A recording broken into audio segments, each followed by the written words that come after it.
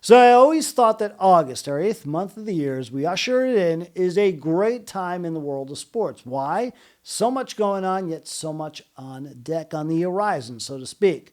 If you're a Major League Baseball fan like yours truly, you're thrilled. The trade deadline, it's come, it's gone. There's only one thing left. Like a Corvette, you slip it into 6th gear.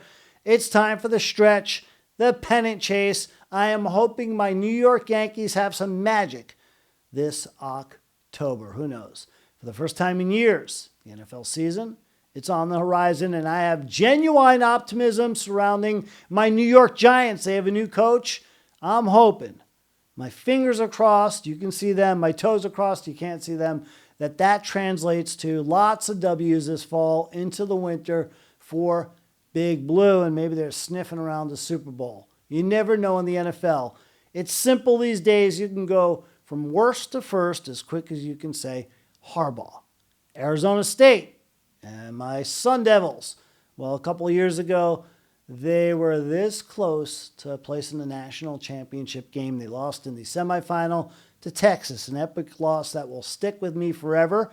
But of course, I have optimism galore heading into the gridiron in the college season. And now there are sports that are going on that are on the periphery, like the Little League World Series. I'll tune in, I'll tune out, and I'll try to check out as much as possible to get my fix.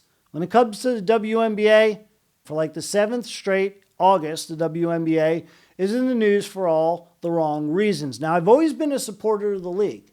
Check this out.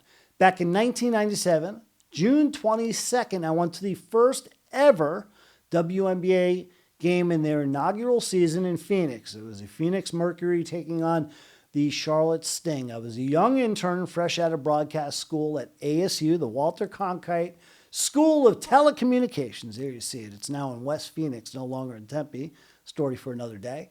But I had an internship at KPHO, the CBS local affiliate, and I got my first assignment to go out with a photographer, and we went to the WNBA contest that I mentioned. I believe it was on a late Saturday afternoon or Sunday, and I got a chance to interview different folks at the game, including the head coach, basketball legend of Phoenix, Cheryl Miller. I interviewed R&B, rock and roll Hall of Famer, Patti LaBelle. What a thrill. And some other basketball players, and got to film the game, do the interviews, learn from the photog about covering a big sports event like that. And I was all for it. I was happy to see girl power, so to speak.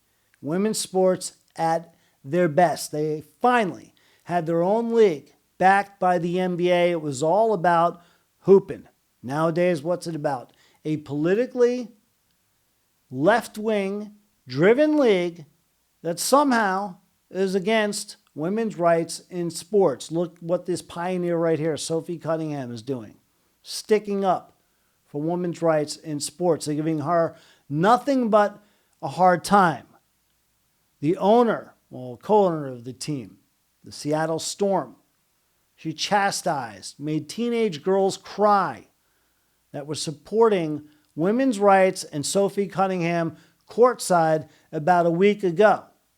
Take a look and listen to the fans who were giving the ultimate disrespectful, disgraceful treatment by the team owner.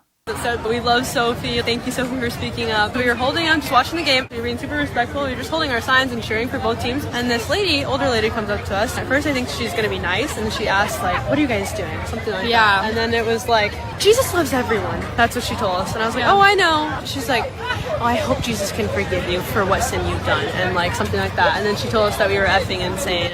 And she's like, and she went like this. Insane. Yeah. She's like, you better stop this. And stop pulling this. Yeah.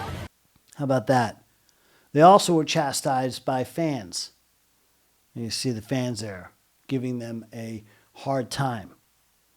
As it was a night to forget on what should have been a night to remember. Now, the league's biggest player, the Michael Jordan, Magic Johnson, Larry Bird of today's WNBA, she has skills that certainly translate into being a little bit of each of those Hall of Famers in her own right. As a woman's player, she is fantastic.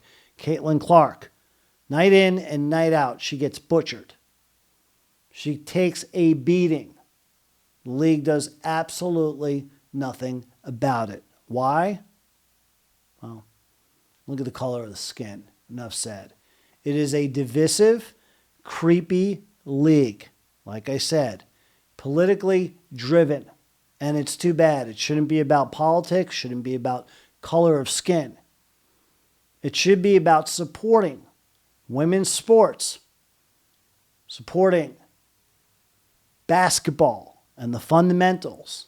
Not playing goon-like basketball.